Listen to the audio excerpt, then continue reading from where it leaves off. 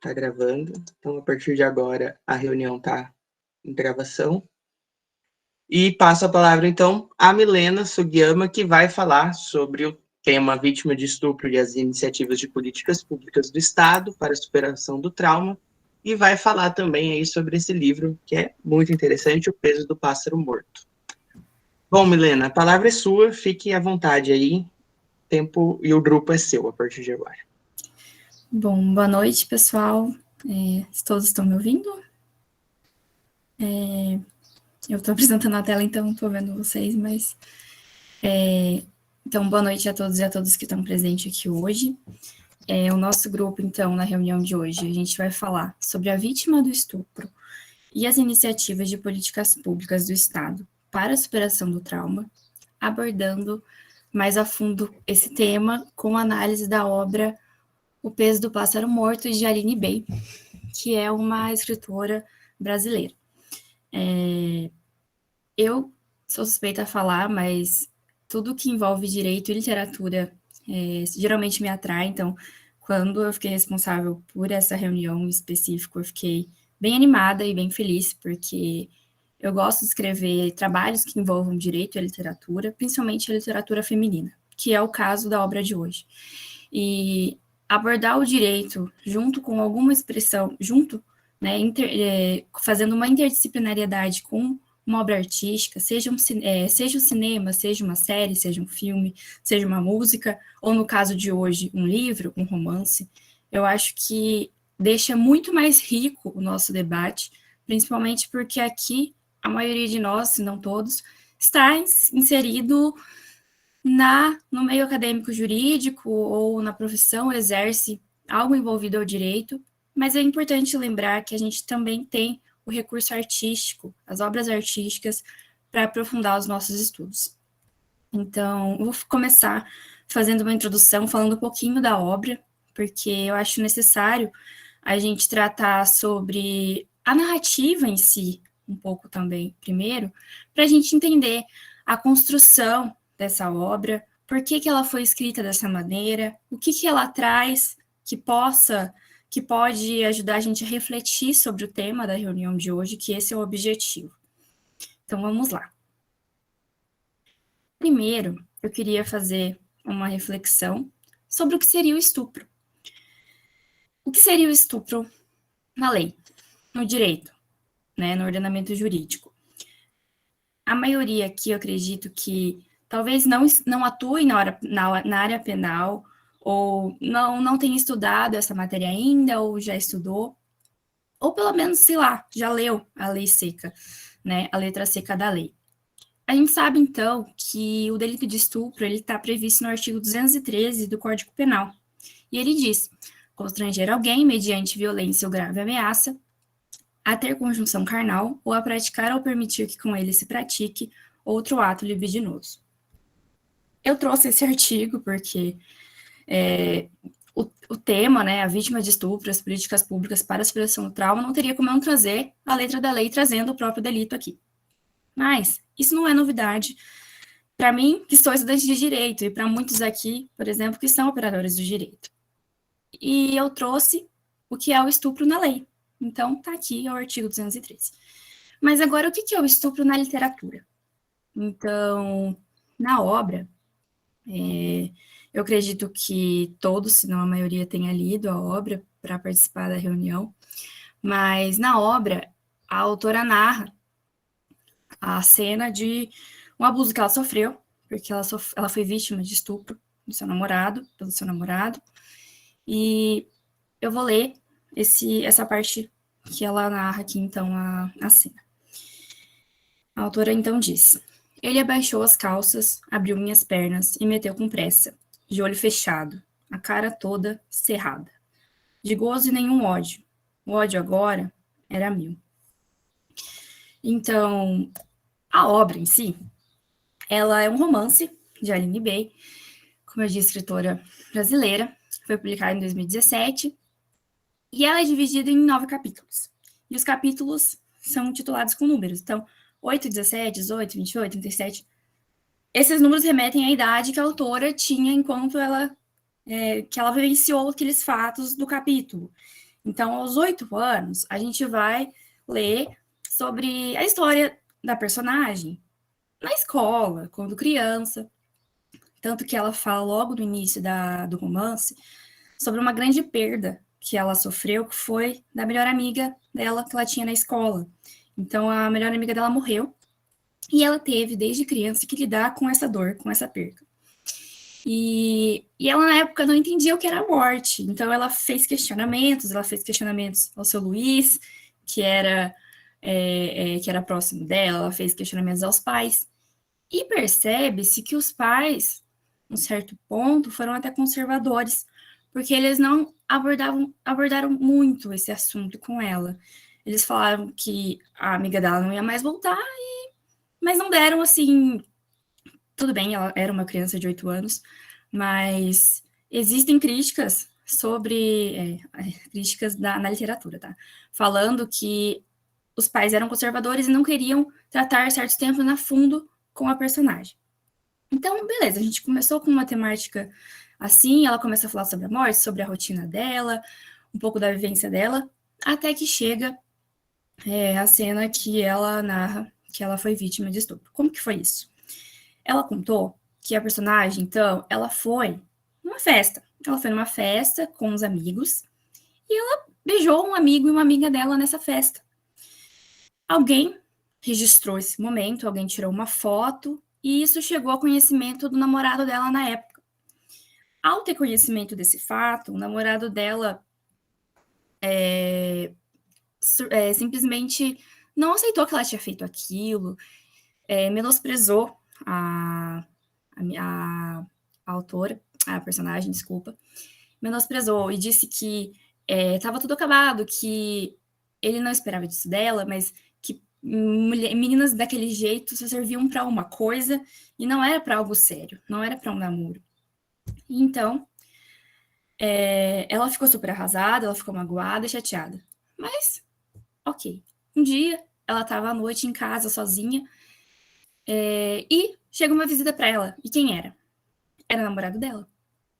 O namorado dela, que cometeu o que aconteceu nesses versos que eu narrei aqui, que chegou... ele chegou até com uma faca no pescoço dela e apontou. E a cena de estupro, ela correu. E eu, não sei vocês, mas eu já tinha ouvido falar desse livro. Mas eu não sabia que a temática era essa, que ele trazia essa temática. Eu só sabia que era um livro que trazia uma temática feminina. Eu não sabia sobre o que era. Tanto que eu li no começo, a gente começa a ler sobre a infância da personagem, a morte da amiga dela, e eu não imaginava que eu ia chegar numa cena de estupro, de abuso sexual. E a forma que ela conta e narra as histórias, as autoras Tofarini e Amaral, que são da área literária, elas falam que há um silêncio, há uma busca pelo silêncio, que hoje em dia é uma característica comum aos escritores contemporâneos da literatura. E esse é o silêncio de uma narrativa que ela é contada em poucas palavras. Então, a gente viu que são versos, poucas palavras numa frase, mas elas atingem a gente em cheio. Elas atingem de uma maneira forte, intensa, por mais que sejam versos. E no começo da obra possa parecer algo leve. E outras características da obra também são, além dos versos espalhados pelas páginas, então a gente vê que tem página que tem um verso aqui, depois tem um verso aqui. E eu li, não sei vocês, mas eu li a obra em PDF. E quando eu fui ler, no começo, eu olhei e falei, nossa, tem uma página em branco, será que o meu PDF, ele cortou alguma parte? Não sei, né? Eu falei, às vezes o PDF corta, né? Mas não, como tudo na literatura, tem um porquê, tem uma explicação. E essas páginas em branco, elas acabam dando uma pausa na nossa leitura. Então, a gente lê um verso, respira, vai para o outro. Essa também é uma característica desse silêncio, presente na obra da autora. Para a autora Eni Orlandi, também da área literária, existem 2 tipos de silêncio. Um seria o silêncio imposto e o outro o silêncio proposto. O silêncio imposto, seria uma forma de dominação que calaria o sujeito, que calaria a vítima, talvez, Por exemplo, a cena de estupro do namorado contra a personagem. Ela ficou em choque, ela ficou em silêncio, ela não reagiu. Isso foi um silêncio imposto pelo abuso que ela estava sofrendo. Também quando é imposta a maternidade a ela, porque desse estupro ela engravida. E ela também tem um filho. Ela diz que ela pensa em abortar, mas ela não abortou. Tanto que os pais delas disseram: se foi mulher para fazer, tem que ser mulher para assumir o filho. Isso foi um silêncio imposto a ela, imposto à personagem. Já o silêncio proposto, ele seria uma forma de resistência, uma forma de proteção. O que acontece aqui? Onde que está esse silêncio proposto, por exemplo, na obra? Seria a partir do momento que ela não denunciou que ela foi vítima de violência sexual. Então, ela não denunciou que ela sofreu um estupro, ela não contou. Ela não conseguiu contar nem o filho dela depois que ele teria crescido e formado a família dele. Então, ela propôs esse silêncio. Ela decidiu não contar. E por que ela decidiu não contar? Se foi um abuso, se foi um estupro, se foi um crime cometido contra ela.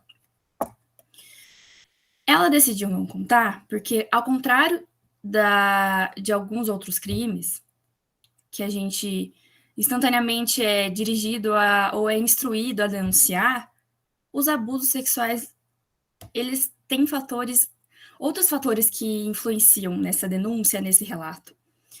Um deles é a cultura do estupro. A cultura do estupro, ela abrange todo o espectro comportamental e cultural que subjuga, de alguma forma, o corpo da mulher, criando contexto para a violência. Ressaltando aqui que a gente não está falando que o estupro ele vai acontecer só contra a mulher, tanto que a gente vai falar mais para frente sobre os índices de estupro no Brasil, ele atinge, quem são os principais autores, quem são as principais vítimas, mas como a vítima, no caso da obra, é a mulher, trouxe nessa perspectiva, tá bom?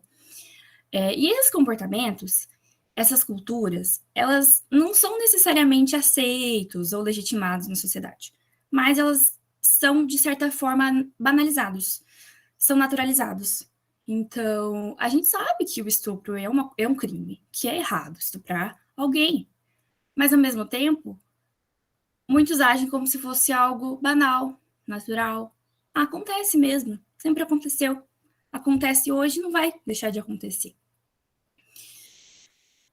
Bom, então, eu quis trazer, nesse início, um pouquinho sobre a obra, as características da obra e por que é uma narrativa tão peculiar, tão diferente para a gente abordar o tema. E por que também trazer essa reflexão de por que é tão difícil fazer simplesmente a denúncia de um estupro, de um abuso sexual. Porque eu costumo comparar, por exemplo, quando a gente, por exemplo, se a gente fosse vítima de um delito de roubo no ambiente público. Você está andando na rua, alguém desconhecido rouba suas coisas e te agride publicamente. Automaticamente, a conduta que se espera daquela vítima é a denúncia, né? Se dirigir até a delegacia, fazer o boletim de ocorrência, porque, poxa, eu fui vítima de um crime. No estupro, não é bem assim. Não é simples dessa forma. Não é simples porque o nosso sistema, a nossa sociedade, ela contribui para que seja bem mais dolorido e mais difícil para a vítima denunciar esse delito. Porque, por exemplo, se num delito de roubo, eu vou lá e posso fazer meu boletim de ocorrência que eu fui vítima de um roubo, por exemplo, né? Entre outros delitos. Geralmente, o autor do crime não é alguém que eu conheço. Geralmente. Muitas vezes, o autor do estupro pode ser alguém, sim, que eu conheço. Pode ser o meu pai, pode ser o meu padrasto, pode ser meu irmão, meu primo ou um amigo da família. Então, é bem peculiar as denúncias nesse caso também.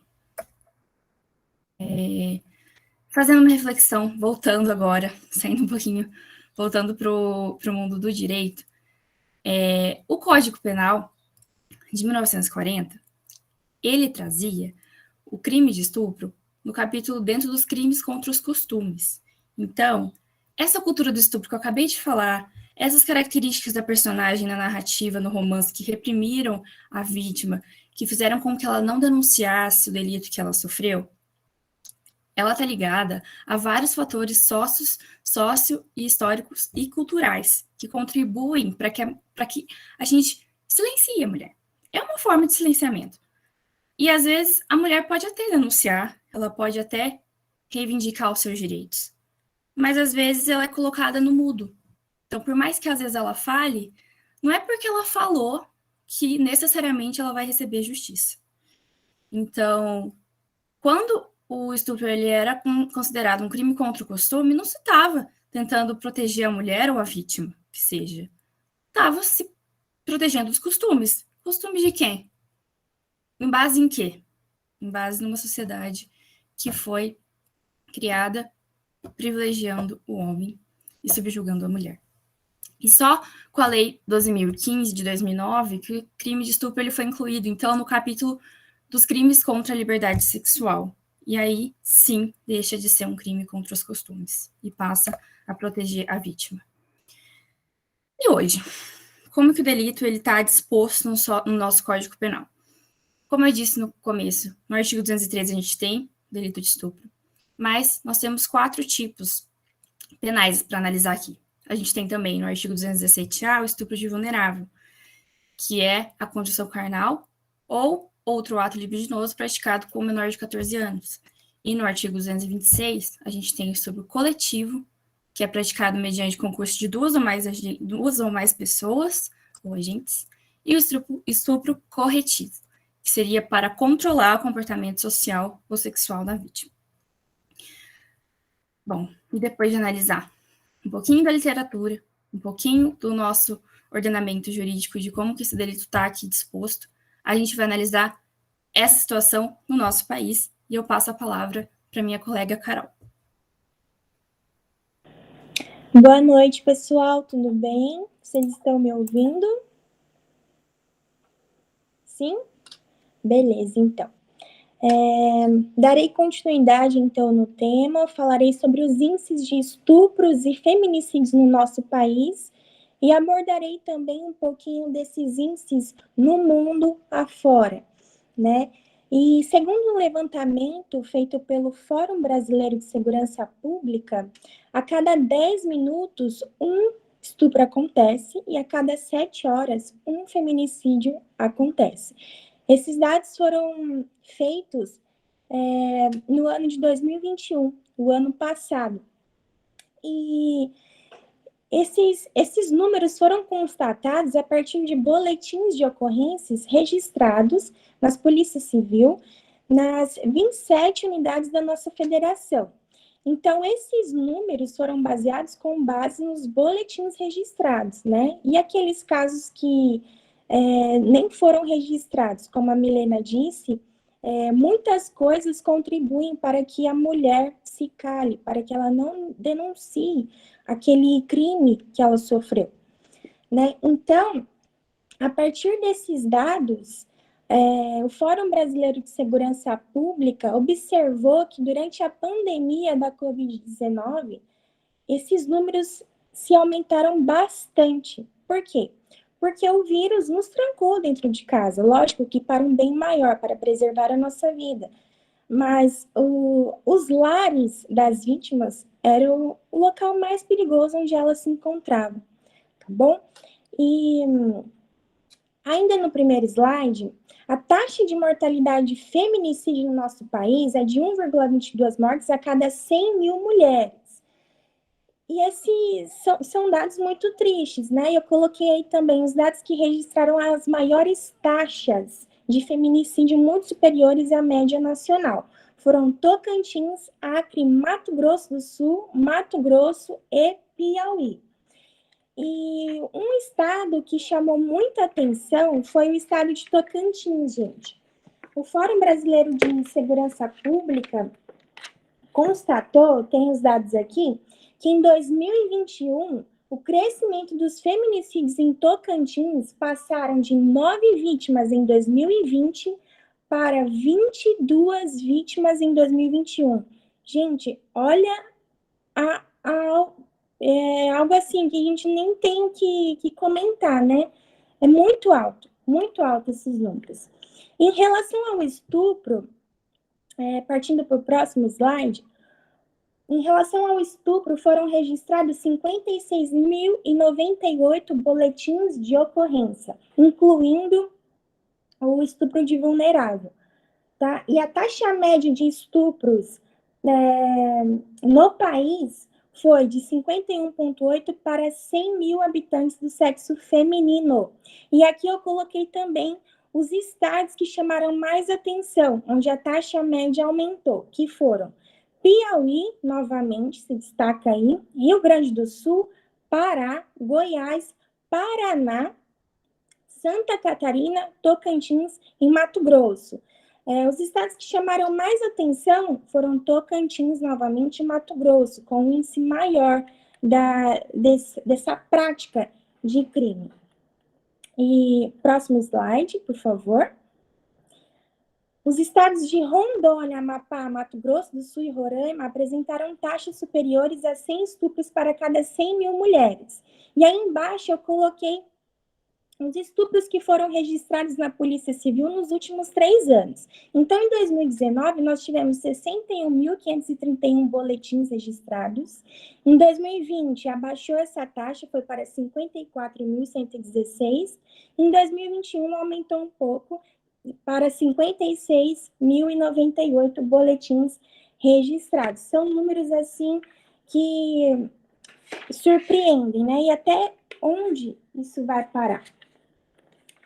E como eu disse, o Fórum Brasileiro de Segurança Pública percebeu esse aumento da violência na pandemia, né? Eles perceberam, como eu já disse, que o lar da vítima é o lugar mais perigoso onde ela se encontra, né? Aquela pessoa onde ela deveria depositar a sua confiança, onde ela deveria descansar, é a pessoa que comete essas agressões físicas, sexuais, psicológicas contra ela, né? Então, de acordo com os dados da ONU Mulheres, divulgados no fim de setembro, agora estou falando desses índices de violência no mundo afora, né?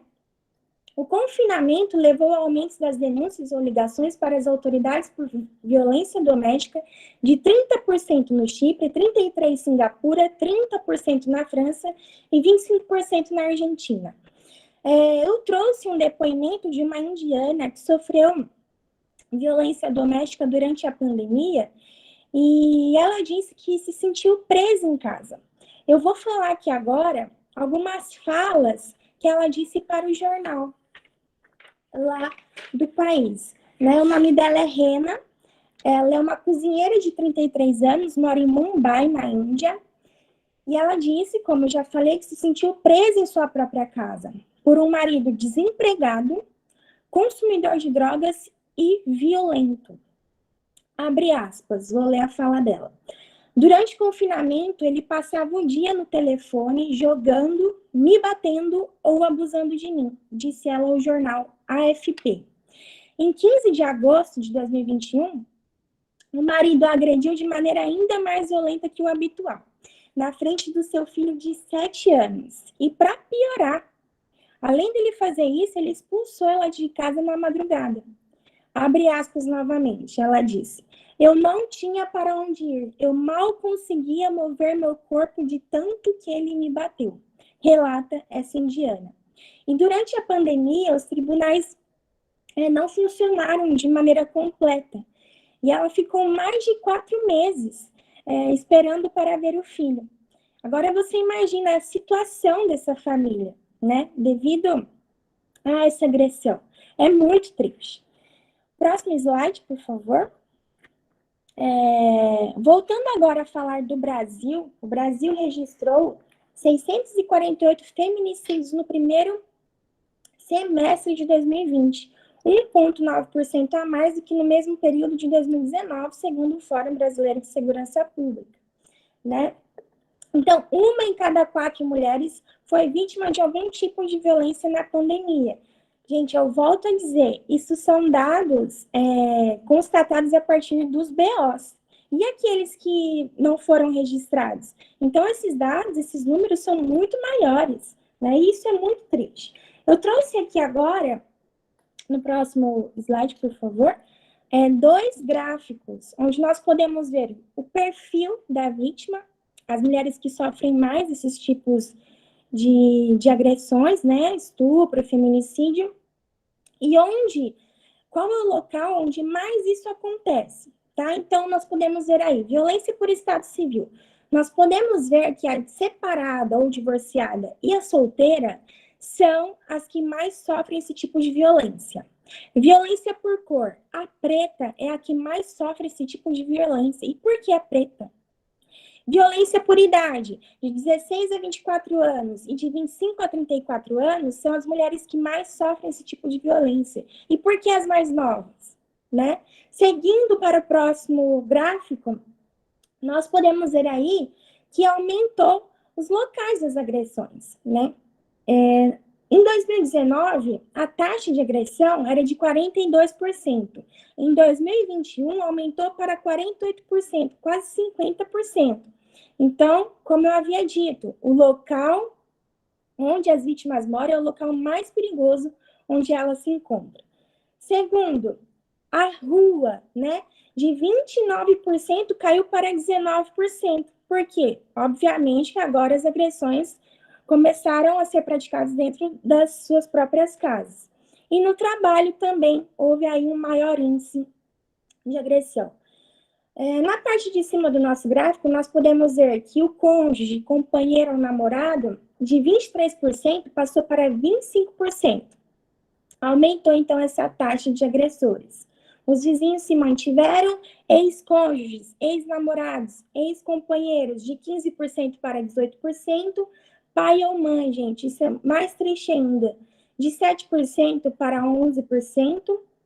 Amigos se mantiveram, irmãos aumentaram também de 4% para 6%, e padrasto, madrasta, filho e filha se mantiveram ali na taxa de 4,9% e 4,40%. São dados, assim, tristes, e são dados baseados em BOs registrados, e aqueles que não chegam até os nossos ouvidos, né? Como a Milena disse, a sociedade contribui para que a vítima tenha o receio de fazer a denúncia. Que nem no caso dessa indiana, ela chegou a falar também que não denunciou por medo da postura que a polícia teria diante daquela situação.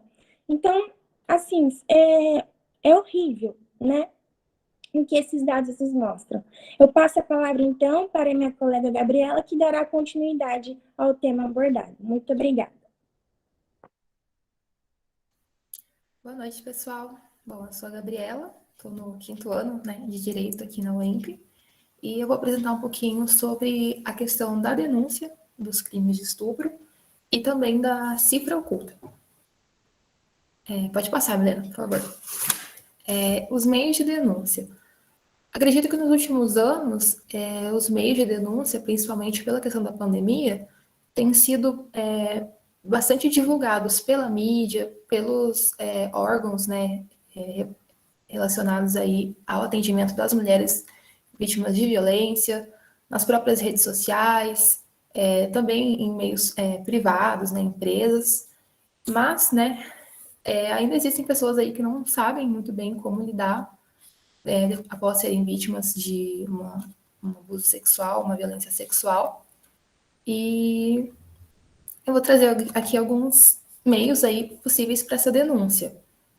Acho que os mais conhecidos são os meios ali por telefone, né? O 190 para a Polícia Militar, que é uma forma geral. Você pode ligar ao 190 para qualquer tipo de crime. Também existe o Disque 100, que é especializado para casos de crianças e adolescentes. É possível também fazer uma denúncia anônima quando alguém tem um conhecimento de que uma criança ou um adolescente está ali numa possível situação de violência infantil, um abuso sexual infantil. É possível fazer essa denúncia anônima para o Disque 100. E o Disque 180, né, que eu acho que esse é um dos mais conhecidos, que é a respeito da violência contra a mulher, né, no contexto ali de violência doméstica e familiar. E os meios ali convencionais, a pessoa se dirigir pessoalmente a uma delegacia civil de forma ampla, e em locais que existem, né, a delegacia da criança e do adolescente. Também tem os NUCRIA, que são o Núcleo de Proteção a Criança e Adolescente vítimas de crimes, e a Delegacia da Mulher. Mas como não são, né, todas as cidades que têm essas delegacias especializadas, a Delegacia Civil acaba suprindo aí, acolhendo todas essas situações. E buscando mesmo facilitar cada vez mais as denúncias, abrir meios que possibilitem ali a oitiva da vítima, têm sido desenvolvidos aplicativos, sites e e-mails para que elas consigam entrar em contato, né, com o órgão competente para estar registrando sua denúncia. Tem um print ali, volta por favor rapidinho, Milena. Esse print é aqui da Polícia Militar do Paraná, 190, até tem uma parte específica sobre a violência doméstica, e só a título de curiosidade, é esse aplicativo que é fornecido o Botão do Pânico, que é uma iniciativa aqui do estado do Paraná, acredito que tem em outros estados também, que quando é deferida a medida protetiva para uma mulher e ela faz a solicitação para o juízo, é possível criar ali mais um item que chama Botão do Pânico, e quando a mulher clica naquele Botão do Pânico, imediatamente aciona ali a polícia militar e é enviado também o local onde ela está ali, a localização no mapa onde ela está no momento, e é feita uma gravação de áudio para que ali no momento de situação de violência contra ela consiga ter esse registro, né, de uma prova. Pode passar, Milena. E a gente tem visto, né, como eu mencionei, principalmente na pandemia, mas já anterior a ela, muitas propagandas, muitas campanhas que incentivam a vítima a fazer essa denúncia de violência, tanto doméstica, no geral, violência doméstica familiar, quanto também de violência sexual. A campanha do Sinal Vermelho, que ganhou uma proporção bem grande, né, nos últimos 2 anos, a questão do fazer o X na mão e para denunciar quando você for numa farmácia e tudo mais. E são iniciativas do próprio CNJ, né, Conselho Nacional de Justiça, ali da iniciativa O Reforxi, ali do Ministério Público da Bahia, sempre ali criando meios, né? Podem ver que ali na Bahia até tem um número específico para as vítimas entrarem em contato ali com o Ministério Público. São meios para ela conseguir fazer essa denúncia de uma forma mais facilitada, né? E, bom, essas vítimas, em algum momento, elas terão que prestar um depoimento, né, para esses órgãos especializados, né? No caso, no inquérito policial, ali é o trâmite da ação penal. No inquérito policial, ela terá que se colocar à frente ali ao delegado, delegada de polícia, e explicar o que aconteceu, qual foi o contexto, e né, vir a responder as perguntas que o delegado ou delegada fizer para ela.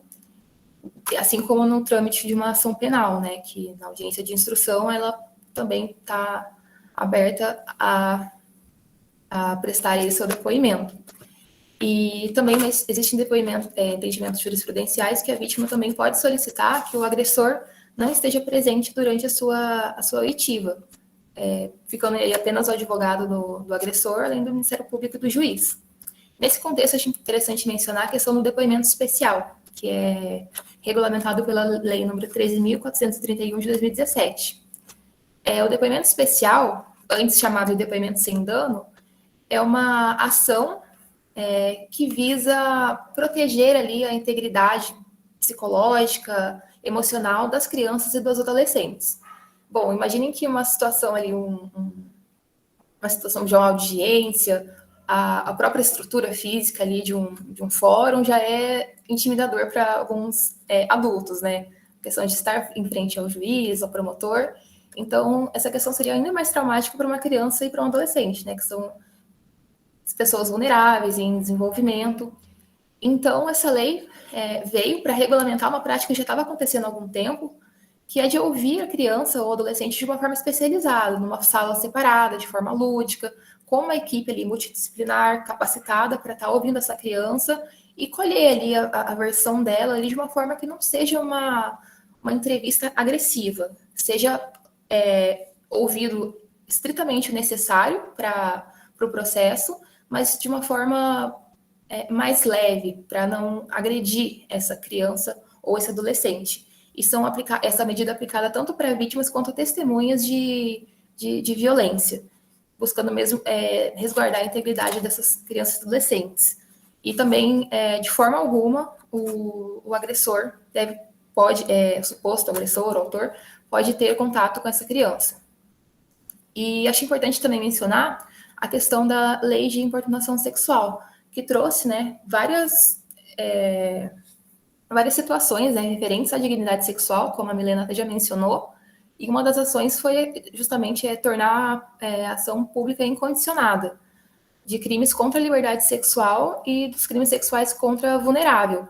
E a intenção do legislador mesmo é de proteção da vítima, né, em tornar como se fosse facilitada ali o trâmite processual a ela, sem que ela tenha necessidade de fato, representar contra o seu agressor. Mas, diante de tudo isso que eu mencionei, que as meninas já trouxeram, fica o questionamento, né? Por mais que tenham esses meios que foram construídos para facilitar a denúncia, a oitiva, será que a vítima realmente se sente atendida e acolhida? Pode passar, por favor, Milena? Bom, teve essa pesquisa Visível e Invisível, a vitimização de mulheres no Brasil, já na sua terceira edição, feita em 2021, quanto à violência contra a mulher num contexto geral, quando as mulheres entrevistadas perguntaram qual que foi a atitude que elas tiveram diante da violência mais grave, 44,9% optaram por não fazer nada. E entre as que responderam que a ofensa sexual ou a tentativa de forçada de manter essa relação sexual foi essa atitude mais violenta, 27% procuraram um órgão oficial, foram à delegacia, discaram 90, 180 e buscaram ali os meios oficiais, mas 48,9% procurou órgãos não oficiais, o apoio na família, em amigos, na igreja, em ONGs, por vezes, e ainda 31,5% optou por não fazer nada. E pode passar, por favor. Quando perguntado qual foi o motivo pelo qual essas mulheres não procuraram a polícia após a última agressão sofrida, não só violência sexual, mas violência num contexto, né, geral, a maioria disse que resolveu sozinha, mas não especificou, né, não declarou qual foi essa atitude, que foi resolver sozinha. Talvez o silêncio, né, como a Milena já mencionou. Uma parte disse que não era importante, uma disse que não queria envolver a polícia, e aí uma minoria, né, disse que também não acreditava na polícia. E qualquer que seja o motivo de não terem procurado a polícia, todas essas mulheres são vítimas, né, passaram por dores semelhantes e precisavam ter um apoio, né, decorrente dessa situação de violência que vivenciaram. Mas por opções próprias, não próprias, né, a gente sabe bem por que levaram essas mulheres a não denunciar, são diversos motivos. E acabaram que não foi procurado e entrou aí nessa questão dessa cifra oculta que a Milena e a Caroline já trouxeram. Bom, e as vítimas, trazendo aí uma denominação da Valéria Scarans Fernandes, né, numa tese de doutorado dela, ela trouxe. Ela é uma autora ela é promotora e escreve sobre violência contra a mulher e Lei Maria da Penha, e ela trouxe essas duas conceituações quanto à vítima, né? A vitimização primária acontece ali com a ação do agente que tem uma conduta que causa ali o sofrimento físico ou mental à vítima. É basicamente o crime cometido contra a vítima. Ela é vitimizada, é a vitimização primária. E também nós temos a vitimização secundária, que é o sofrimento da vítima e das testemunhas causado pelas instituições que são encarregadas em fazer a justiça. Ou seja, aquelas que prestam atendimento e atuam na persecução da ação. Aquelas responsáveis por ouvir a vítima e acompanhar todo o trâmite processual, desde o inquérito até o trânsito em julgado da ação. Não só elas, né, mas também outras instituições de atendimento, como o próprio IML, hospitais, né, e demais órgãos ali da rede de atendimento às mulheres. E essa questão da revitimização, desse tratamento hostil a uma mulher vulnerável que procura um atendimento, não ocorre, né, de forma ali aleatória, né? Eu tentei trazer conceitos de duas doutrinadoras, né, mulheres que escrevem na área, a Vera Regina Pereira de Andrade. Ela trouxe já em 97, né, que a questão do sistema penal duplica a vitimação feminina. Então, além do crime, né, em razão dessa violência institucional, que é intrínseca ao funcionamento do sistema penal e reproduz a violência estrutural das relações patriarcais e opressão sexista. E a Soraya da Rosa Mendes, né, no livro Processo Penal Feminista, ela coloca que é necessário considerar todos os aspectos sociais que reproduzem a desigualdade de gênero, especialmente a questão da dominação e exploração do homem sobre a mulher, algo que a Milena também já trouxe. Então, em diversas áreas, né, da nossa existência, da nossa sociedade, é explícita essa questão da dominação do homem sobre a mulher, do forte sobre o frágil, do viril sobre o dócil. Com certeza ali no judiciário, né, num trâmite de uma ação, isso não seria diferente. E a Safiotti diz, né, no livro dela, Gênero, Patriarcado e Violência, que é justamente diante dessa disparidade entre o feminino e o masculino que a violência de gênero não ocorre ali de forma aleatória, mas sim é derivada dessa organização social de gênero que privilegia o masculino. E a questão da cifra oculta, como as meninas já trouxeram, são todos aqueles casos que não chegam à oitiva dos órgãos oficiais, não chegam aos nossos ouvidos, como a Caroline mencionou. Não são registrados no boletim de ocorrência, não é feita ligação para o 90, para o 80, são casos que não foram, né, de fato, registrados. Esse termo não foi desenvolvido pela Lola Aniar de Castro, foi por um autor que é o Edwin Sutherland, mas seguindo a lógica ali de trazer menções de autoras femininas, a Lola, no livro de lá de 1983, ela traz a necessidade de diferenciar a criminalidade aparente da criminalidade real, e a partir disso entender a cifra oculta. Então, a criminalidade aparente é aquela conhecida pelos órgãos, né, de controle social. São todos os BOs feitos, são todos os dados, né, que o próprio estudo que a Caroline trouxe, foram a respeito dessa criminalidade aparente, foram os boletins de ocorrência realizados, foi tudo aquilo que chegou ao Estado, tudo aquilo que o Estado tem conhecimento.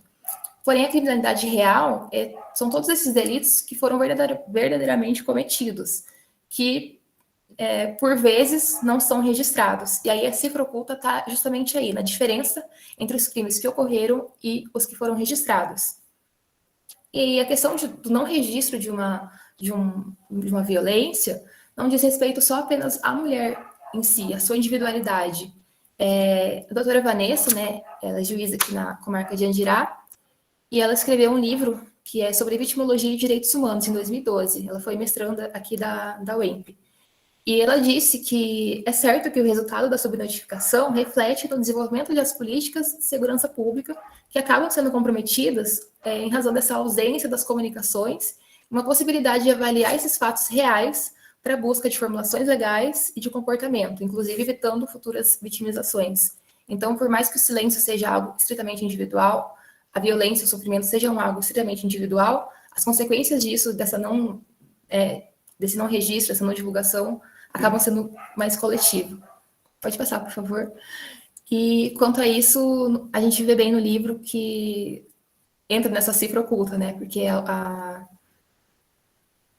resolve não fazer a denúncia. Mesmo após tantos anos, ela coloca que ela não conseguia contar isso para o Lucas.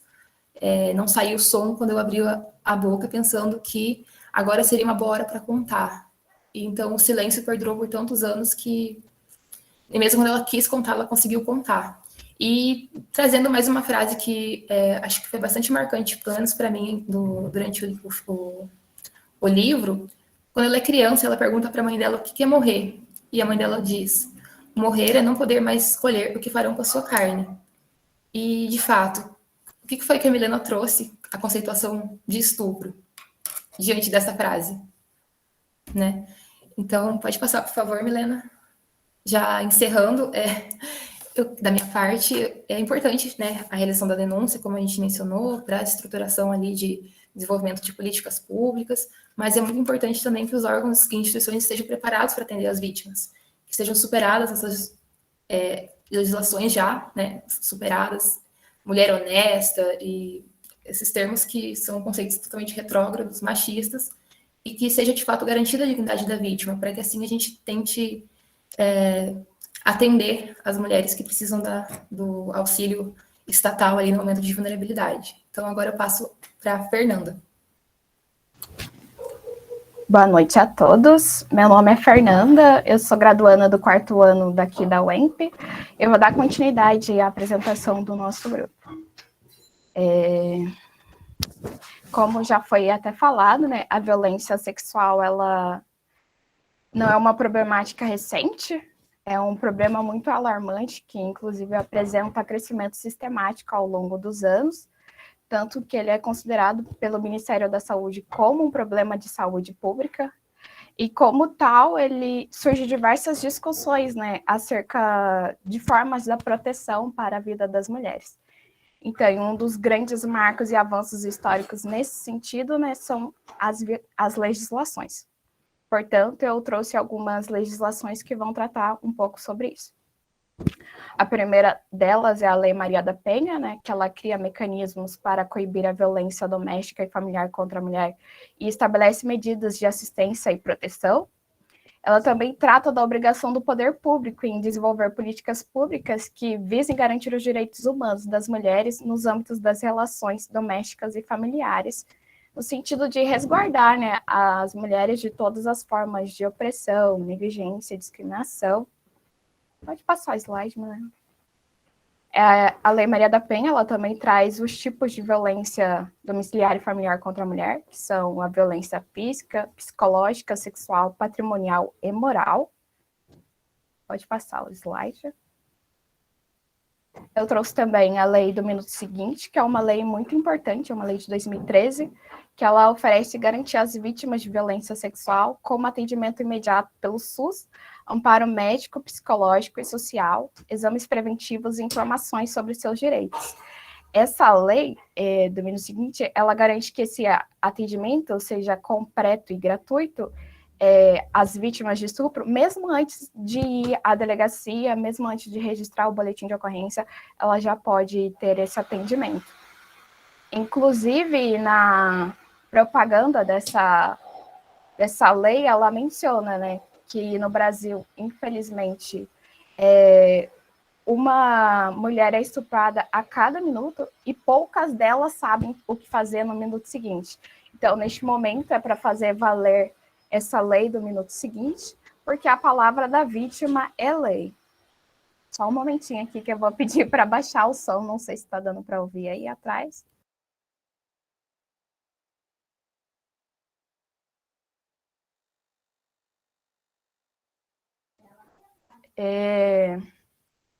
Pode passar o slide.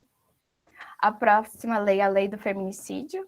Ela prevê o feminicídio como circunstância qualificadora do crime de homicídio, ou seja, quando o crime for praticado contra a mulher por razões da condição do sexo feminino. A gente também tem a Lei Henri Borel, que é uma lei recente, né, que é uma lei desse ano, que ela alterou os prazos quanto à prescrição de crimes de abusos sexuais de crianças e adolescentes. Essa prescrição passou a valer após a vítima completar 18 anos. Pode passar os slides.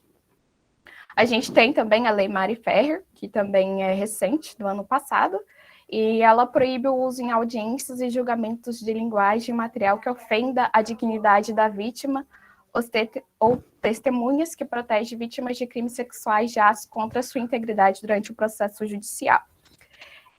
Essa lei, ela acrescentou artigos no Código Penal e também na Lei dos Juizados Especiais Cíveis e Criminais, e um desses artigos é esse que eu trouxe na tela, que é na audiência, em especial aquelas que apurem os crimes contra a dignidade sexual, todas as partes deverão zelar pela integridade física e psicológica da vítima, sob pena de responsabilização civil, penal e administrativa. E cabendo ao juiz garantir o cumprimento do disposto no artigo, né, sendo vedada também as manifestações sobre circunstâncias ou elementos alheios ao fatos objetos de apuração nos autos, a utilização de linguagem, de informações ou de material que ofenda a dignidade da vítima ou testemunhas. Pode passar o slide, Milena. Essa lei, ela foi oriunda do projeto de lei 5.096 de 2020, e ela foi aprovada no Senado em outubro, numa pauta dedicada exclusivamente à proposição da bancada feminina, para marcar o encerramento do Outubro Rosa. E ela entrou em vigor dia 22 de novembro do ano passado, e ela foi criada, como acredito que todos já saibam ou já tenham ouvido falar, com base num caso real, que é o caso da influenciadora digital Mariana Ferrer, que ela Não precisa trocar ainda. Que ela denunciou ter sido dopada e estuprada durante uma festa em Santa Catarina em 2018, pelo empresário André Aranha. E durante a audiência no processo, o advogado da defesa ele apresentou fotos da vítima que constavam em suas redes sociais, como forma de deslegitimar, né, a denúncia do abuso sexual e como uma forma também de culpabilizar a vítima pelo ocorrido, ferindo completamente a sua dignidade, né? Inclusive, né, circulou um vídeo na rede social onde mostrava a Mariana, né, chorando enquanto ela suplicava por respeito para o juiz, né? Eu comecei a... Pode voltar. Eu comecei a minha fala falando que se tratava de avanços legislativos para a proteção das vítimas, porém é muito triste, eu não sei que outro adjetivo melhor para definir isso, senão que é muito triste que tenhamos que produzir leis prevendo o mínimo, que o mínimo que se espera é que as vítimas sejam respeitadas, né? Principalmente no curso de um processo. Então é triste a gente ter que criar tipos penais para criminalizar algo que deveria ser inato, algo que deveria ser natural, que a gente tem que criar um tipo penal prevendo expressamente que todas as partes deverão zelar pela integridade física e psicológica das vítimas. Pode passar o slide. Agora eu vou falar um pouquinho sobre as políticas públicas do Estado para a superação do trauma pela vítima. E é importante a gente destacar que as políticas públicas do Estado, elas vêm no sentido de criar, fornecer uma rede de apoio a essas vítimas. Porque na maioria das vezes, essas vítimas, elas irão apresentar a síndrome do trauma de estupro, que essa síndrome ela se manifesta de diversas formas, através de ansiedade, depressão, estresse pós-traumático, fobias, e vai afetar muito o psicológico das vítimas. Então, o que irá impactar consequentemente em todas as esferas da sua vida. Inclusive, para quem leu o livro objeto dessa apresentação, consegue visualizar a importância que tem uma rede de apoio para as vítimas de estupro.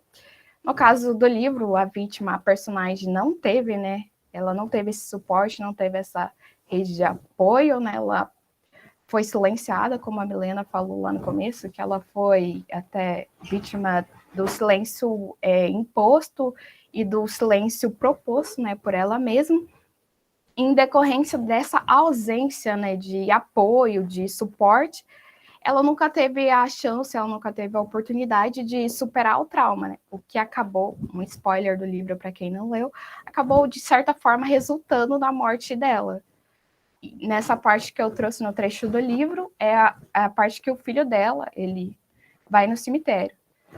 Ele aproveitou e foi ao cemitério ver a mãe, que não estava lá, era pedra com data de nascimento e morte. Além da frase, a cura não existe, escrita como epitáfio que cobriu o buraco guardador de caixão. Porque, no caso, por que ele quis dizer ali que a cura não existe? Porque a vítima, ela não teve o suporte, ou seja, ela nunca superou o trauma que ela sofreu. E, dessa forma, ela nunca conseguiu ter uma vida normal também. Pode passar os slides. E eu trouxe as políticas públicas que a gente tem pelo Estado, que são as delegacias especializadas de atendimento à mulher, a Casa da Mulher Brasileira, o Centro de Referências Mulheres Vítimas de Violência, e todos esses órgãos, eles vão, em suma, eles vão fornecer um atendimento humanizado às mulheres, às vítimas, né, com serviços de acolhimento, triagem, apoio psicossocial, pedagógico, orientação jurídica, atendimento de saúde. É importante destacar que esses atendimentos, eles são atendimentos gratuitos também. Pode passar. E nesse sentido, a despeito da criação de leis, a despeito de algumas políticas públicas que a gente tem de acolhimento, surge uma outra problemática, né? Que é que geralmente esses serviços fornecidos pelo Estado, eles estão localizados nas grandes cidades, nas capitais, e acaba não chegando aos pequenos municípios. Por exemplo, as delegacias da mulher, como tem o dado aí, só 7% das cidades tem delegacia de atendimento à mulher. Então, fica o questionamento, como que fica esse suporte, essa rede de apoio a essas mulheres nos municípios que não tenham, onde não chega esse atendimento? Pode passar. Eu trouxe aqui que a gente tem o NUMAP, né, o Núcleo Maria da Penha, que inclusive tem na nossa universidade, que ele presta atendimento jurídico e psicológico gratuito às mulheres de baixa renda, com a realização de divórcio, ou reconhecimento e dissolução de união estável, bem como regularização de visitas e guarda dos filhos, alimentos, partilhas de bens decorrentes da separação. Então, ele presta também todo o suporte jurídico e psicológico. O NUMAP ele é uma iniciativa do Estado do Paraná, que coloca os núcleos em faculdades estaduais de direito para ser um suporte multidisciplinar às vítimas de violência doméstica. O NUMAP o EMP Jacarezinho, ele atende o município de Jacarezinho e desde junho ele também está atendendo o município de Carlópolis. Pode passar. Eu não podia deixar de trazer, mesmo que rapidamente, sobre as políticas públicas no âmbito da educação. E a gente tem o Plano Nacional de Enfrentamento de Violência Sexual contra Crianças e Adolescentes, que ele é de 2002, o primeiro plano, e ele foi atualizado em 2013, né, para atender as chamadas novas formas de violência sexual. Só que, no entanto, eu não sei se ele é efetivo nas escolas.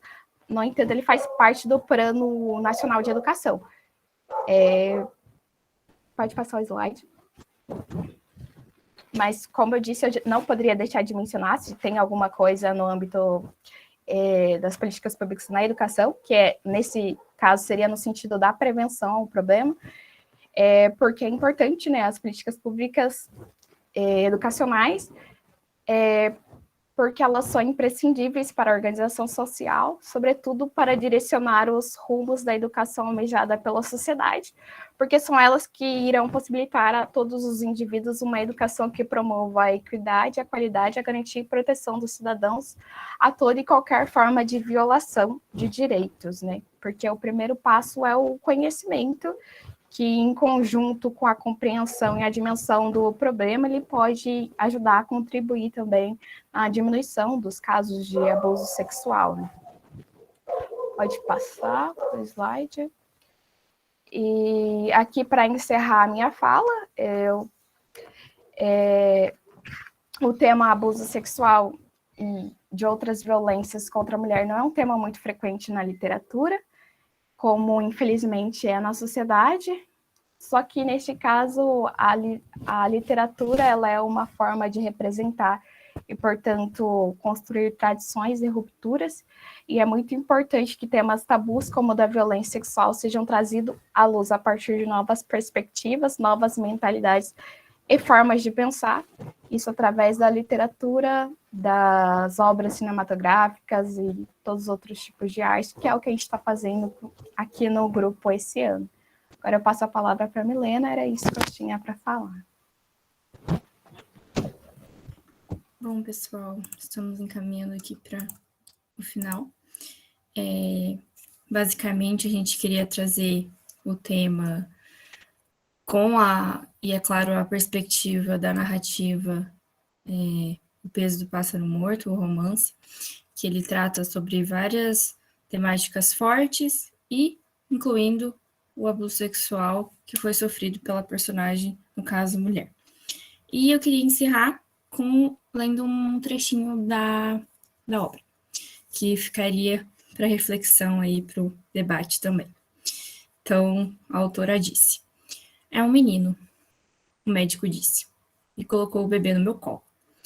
Eu estava chorando, de cansaço. Olhei para aquela criança, também chorosa. Ela, que não fazia ideia do que é no mundo nascer um menino. Alguém precisa contar. Não da parte física, claro. Isso ele vai descobrir sozinho. E muito rápido. Alguém precisa contar da outra parte, doutor. As mulheres, abusadas nas trincheiras e nos viadutos. Não estão nos livros de história. Os ditadores, sim. Todos em itens numa longa biografia. Obrigada a todos e a todas. E vamos aos debates. Obrigada, pessoal.